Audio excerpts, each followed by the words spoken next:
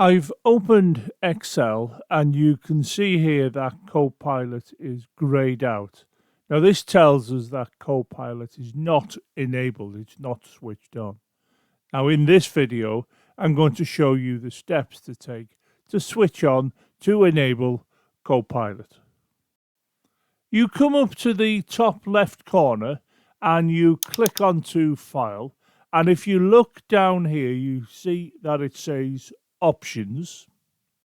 You click onto where it says Options and this dialog box will appear.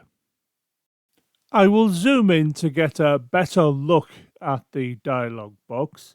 You now click here where it says Copilot and you will be presented with this, and you can see here it says Enable Copilot and in bracket it says requires restarting the app. So you click into the box and you see the tick will appear. You now come here and click onto OK. If you now look to here, you can see that Copilot is still grayed out. If you remember when we looked at the last dialog box, in bracket it did say that you have to start the app again. So what I'm going to do, I'm going to click onto here to shut down Excel and then reboot Excel.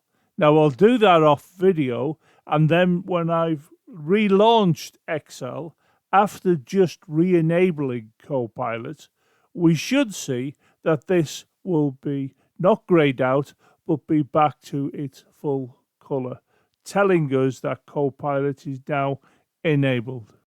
Off video, I've shut down Excel and relaunched it, and you should note here that Copilot is now in full color, telling us that Copilot is now enabled, now switched on for us to use within Excel.